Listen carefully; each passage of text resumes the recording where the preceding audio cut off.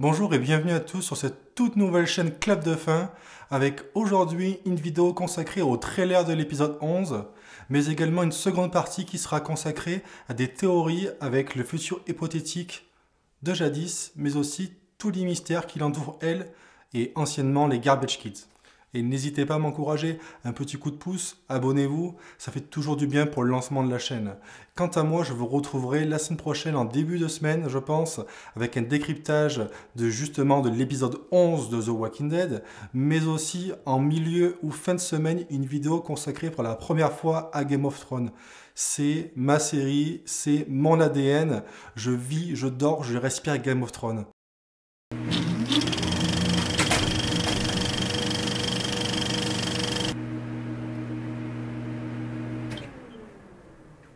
En avant-propos, si vous n'êtes pas à jour dans la série, c'est-à-dire l'épisode 11 de la saison 8 de The Walking Dead, et si vous ne voulez pas avoir de fuite ou de spoiler sur la suite de la série, coupez la vidéo, c'est très important.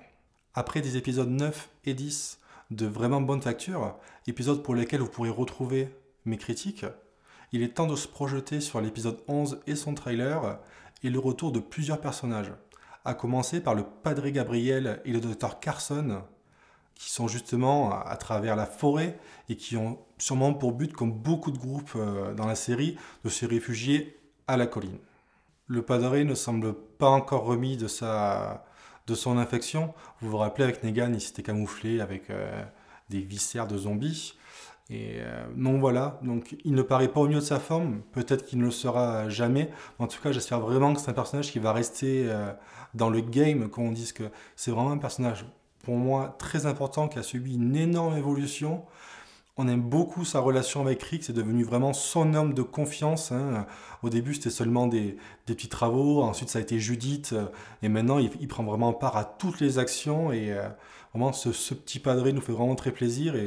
Et de plus, maintenant que Carl a disparu, comme Herschel par le passé, il fait vraiment office de conscience pour Rick, hein, et c'est vraiment lui qui va le diriger dans le bon sens. Et on retrouve également les fuyards d'Alexandria qui, sous les ordres avisés ou pas d'un Dwight qui paraît assez sûr de lui, qui prend en charge les responsabilités de la fuite tout de même. Hein. On voit vraiment qu'il dégage quelque chose de lui. Hein. Il est en place, on dirait que c'est lui le leader de la fuite, c'est pas mal. Hein. En tout cas, voilà, ils vont essayer de se frayer un chemin à travers des marécages pas très accueillants, et ça risque d'être bien galère quand même. Et également, on va retrouver Tara pour qui la pilule passe très très mal, et qui, clairement, vous le savez, en veut terriblement à Dwight pour la mort de sa petite girlfriend Denise. Et oui, donc elle fait exploser sa colère. Hein. Bon, ça reste compréhensif, hein, mais n'empêche que Dwight, depuis qu'il est avec ses nouveaux petits copains, il déguste quand même pas mal, hein, il prend cher. Hein. On imagine aussi une vive réaction des sauveurs. Hein, vous le savez, suite au fiasco des négociations avec Maggie et la colline, qui ont envoyé justement un cercueil, etc., etc., avec Alexandria, avec le royaume. Hein, je pense qu'ils vont bientôt savoir que Gavin n'est plus de ce monde, et que le groupe là-bas a été juste exterminé par le Terminator Morgan.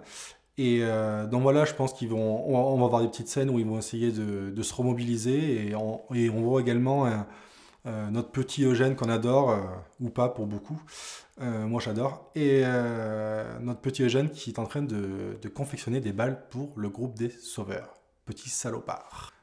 Et enfin, le retour de la colline et de Maggie, personnage ô combien capital, qui n'est pas présent, qui a des scènes pas très intéressantes, mais bon, ça, j'en parlerai dans une prochaine vidéo.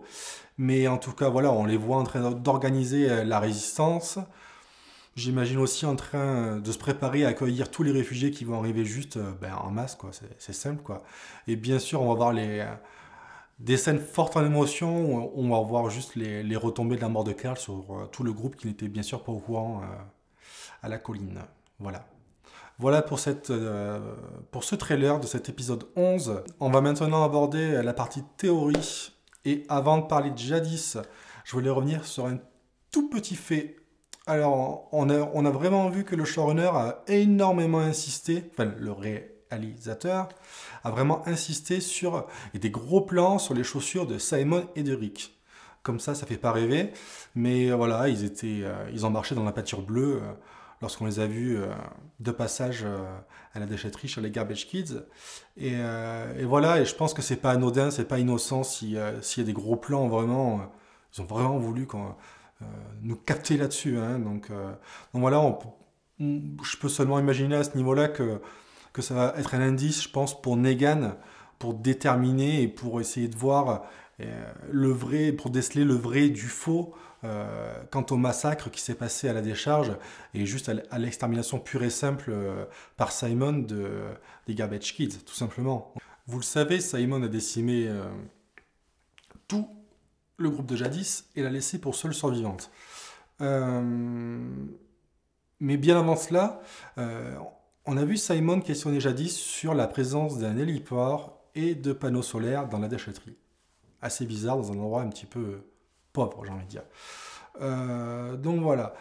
Je pense qu'il est là, il devient quasiment impossible de ne pas faire le lien entre cet héliport et l'hélicoptère que Rick voit dans la partie 1. Vous vous souvenez, quand il se rend justement chez Jadis. Moi, je ne pense pas que l'hélicoptère appartient aux Garbage Kids, ça me semble juste impossible. J'ai du mal à imaginer que les sauveurs ne surveillent pas avec exactitude les colonies qui l'entourent, et surtout les colonies avec qui ils traitent. Ça me paraîtrait aberrant qu'ils soient passés à côté du fait qu'ils aient un hélicoptère et tout ça. Enfin, c'est juste impossible, moi je n'y crois pas, en tout cas. Et justement, lorsque Rick se rend chez Jadis, dans la partie 1, vous vous souvenez, Rick se fait enfermer et emprisonner plutôt dans un conteneur et on verra Jadis en train de griffonner un petit A sur le conteneur. Ok ? Faut savoir que dans la saison 5, au terminus, je vous ai mis une image là, il existait exactement le même type de wagon avec un A dessiné dessus. C'était justement le wagon où était entreposée la nourriture. Hein. Quand je parle de nourriture, je parle bien de Glenn, Eric et compagnie. Hein. Donc c'est assez troublant, hein, la ressemblance. Donc je crois qu'on pourrait très bien imaginer que Jadis appartenait à l'origine, ou en tout cas a connu les gens du terminus. Et voilà, que cela soit le cas ou pas, cela ne change rien au fait que Jadis a dû amener tout bonnement à l'abattoir tout son ancien groupe transformé en Walker, hein, et voilà, toute seule, abandonnée, laissée à son triste sort par les sauveurs ou même par Rick, hein, c'était pas très sympa, quoi. On peut imaginer qu'elle aura envie de prendre grandement sa revanche et qu'elle pourrait devenir une vraie antagoniste à la série et pour le groupe de Rick, justement, et même de sauveurs. Ce qui nous amène justement à la stèle peinte par Jadis. Donc on voit cette stèle une première fois lors du passage de Simon. Ça m'avait déjà sauté aux yeux. Mais voilà, en fin d'épisode, lorsque cette même stèle est entachée de Shadow Walker, je crois qu'on y voit clairement un signe, mais un signe tellement fort et évident. C'est vraiment un signe annonciateur de l'arrivée des Whisperers, hein, et du destin du destin de Jadis, je pense. Hein. J'ai vraiment l'impression. Ben, je sais pas, cette stèle-là, vous la voyez, vous l'avez vue comme moi. Clairement, on voit des yeux. On voit pas les corps, donc ils sont camouflés. Il y a de la chair humaine qui s'est mise sur la stèle. Je veux dire, clairement, c'est ça, quoi. Je veux dire, vous savez que l'arrivée des Whisperers est sûrement pour la saison 9. Ils vont devenir les principaux antagonistes de la série. Et ce sont simplement des humains camouflés en Walker, un peu dégueulasse, et qui se promènent qui se déplacent à travers des hordes. Donc clairement, là, on est face à ça. Si c'est pas le cas, j'ai envie de dire que voilà, le showrunner, il se fout de notre gueule, quoi. Si Jadis participe pas à ce phénomène-là, ce serait vraiment très bizarre. Ou alors c'est un tout petit clin d'œil pour nous dire, hé les gars, attendez, les Whisperers, c'est pour bientôt, vous allez vous régaler. Bon, d'accord, mais bon, je trouve ça un peu con. Voilà, j'espère que cette première vidéo théorie vous aura plu et que vous le retrouvez intéressante. Quant à moi, je vous retrouve dès le début de la semaine prochaine avec un décryptage et une analyse de justement l'épisode 11 qu'on a commencé à voir aujourd'hui. Et j'espère pouvoir publier en milieu de semaine prochaine ou en fin de semaine une première vidéo consacrée à Game of Thrones. Donc voilà, donc c'est du lourd, on va se régaler, je pense. Je vous dis à très bientôt, prenez soin de vous Allez, salut!